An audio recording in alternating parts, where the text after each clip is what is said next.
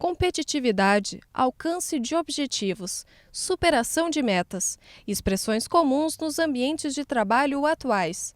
Mas qual será o limite entre a exigência e o assédio moral? E aí pode ser então um assédio que seja direcionado a um trabalhador só ou que seja direcionado a um grupo. E o que mais aparece assim como hipótese de assédio moral no ambiente de trabalho é cobrança excessiva de metas, desqualificação do empregado, em vez de estimular os empregados por suas qualidades, apontar os defeitos. Então, assim, a prática de colocar, às vezes, quadros com empregados que não atingem os objetivos fixados para aquele mês.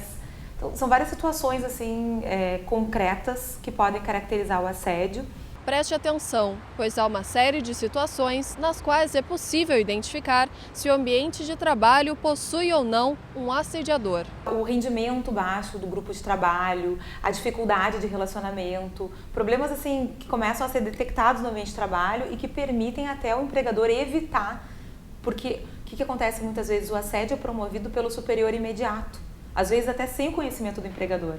Então, se ele toma conhecimento desses fatos, de que está acontecendo no ambiente alterações, de que as pessoas estão insatisfeitas, adoecendo, é possível tomar medidas, inclusive, para prevenir que o assédio se concretize ou se perpetue. Depois de identificado o assédio moral, há medidas a serem tomadas para que esse tipo de ocorrência tenha fim. O ambiente de trabalho tem que ser um ambiente saudável. Não pode ser um ambiente ostensivo, não pode ser um ambiente negativo.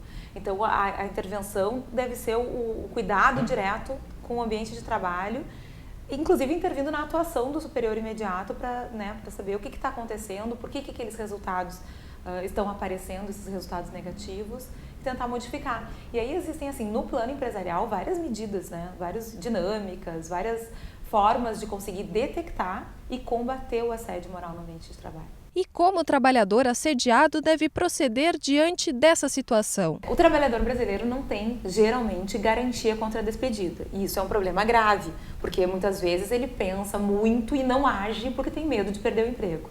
Então, assim, o melhor a fazer é procurar o sindicato da categoria profissional, porque eles podem dar esse apoio. Inclusive, vários sindicatos têm campanha alertando para situações que configuram assédio e informando os empregados sobre o que podem fazer. E também pode procurar o Ministério do Trabalho. Denunciar o assédio moral sofrido é fundamental para que o ambiente de trabalho melhore e o empregado tenha seus direitos reconhecidos. Como é algo que afeta os direitos de personalidade do trabalhador, assim, não é alguma coisa que a gente consiga reparar economicamente. Então, mesmo quando o empregado futuramente entra na Justiça do Trabalho, consegue demonstrar que sofreu assédio moral, a reparação que ele vai ter não vai conseguir apagar a dor, o sofrimento que ele teve no ambiente de trabalho. Então, prevenir é essencial, assim, para que a relação de trabalho seja mais saudável e para que esse dano efetivamente seja coibido, porque no futuro, assim, a posteriori, a reparação nunca é integral.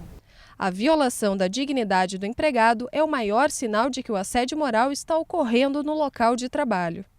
As consequências do assédio moral são devastadoras e podem atingir tanto a saúde mental quanto física do trabalhador. Nesses ambientes assediadores, as consequências, inclusive físicas, doenças mentais, problemas de relacionamento, tudo isso é majorado. E às vezes, quando a gente vai ver o ambiente de trabalho, o problema está lá na origem, na forma como o trabalho é realizado.